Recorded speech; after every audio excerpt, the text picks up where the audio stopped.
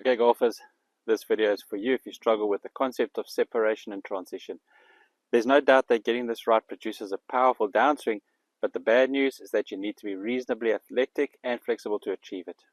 However, the good news is that it's not an entirely necessary requisite for speed generation, and I'm going to explain in this video why and how a coordinated rotation is far more effective for us. Start playing golf better than you imagined. Baker Golf. You've most likely seen videos or heard coaches talk about how tour players are creating speed in their golf swing by separating. If you haven't, the idea is that to create a powerful downswing, you need to separate your upper body and your lower body, basically the shoulders and the hips, during the change of direction from backswing to downswing or the transition. This move creates a lot of torque or resistance, and the unwinding is where the speed is generated. The emphasis on extreme separation can lead to tension, loss of rhythm, timing issues, and more importantly, in my opinion, injury.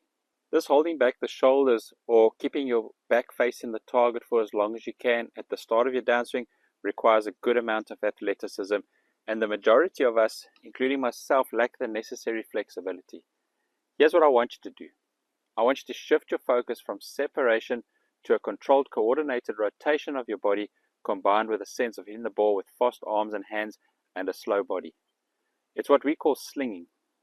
Okay, so we've got Mike here, who's a 15 handicapper, 15 years old, generates a lot of club head speed.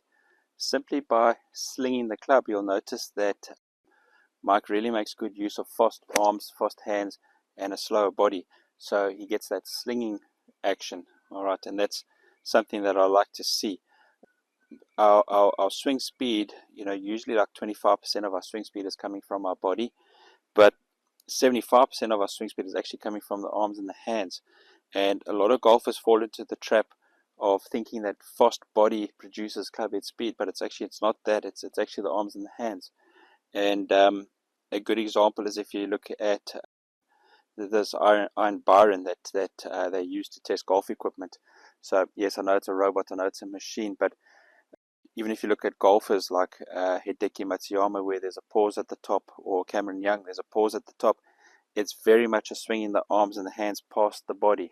All right, so enable for them to do that, what they're managing to do is they're managing to keep their head behind the ball until sort of after impact. Let me just do a quick demonstration here, Mike.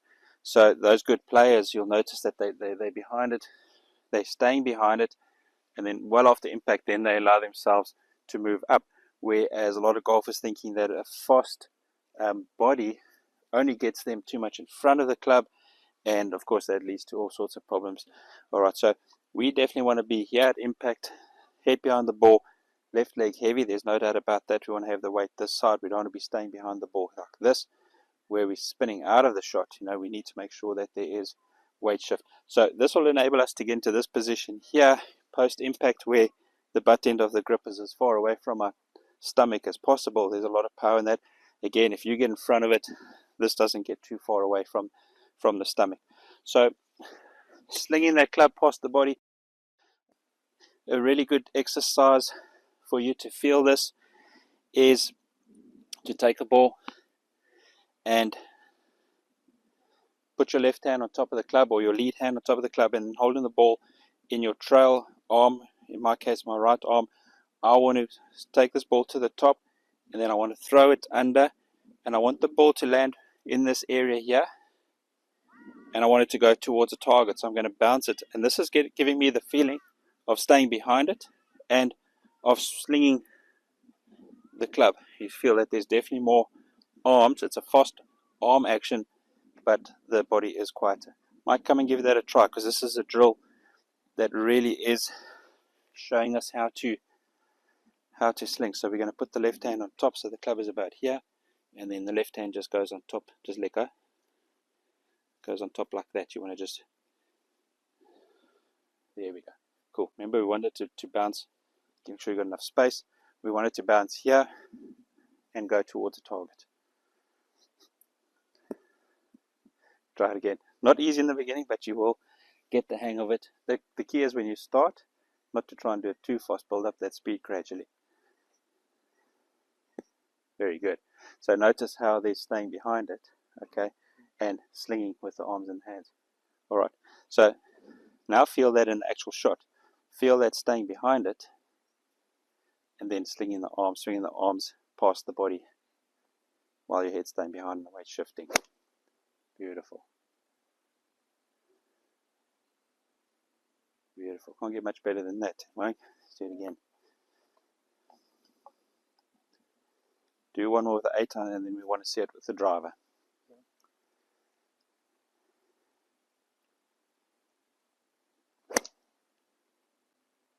You can see the ball strike is a lot crisper, and I'm definitely seeing some good club head speed there, swinging the arms and the hands past the body. Okay, go get your driver for me, Mike.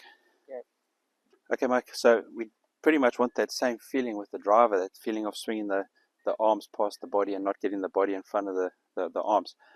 So before you hit the shot, I want you to do a practice with this exercise. Put your hand on top and just swing that right arm. Just get that feeling of staying behind it. Okay, go a little quicker. Very good. Okay, alright, so let's get you out towards that area on top of the gatehouse there.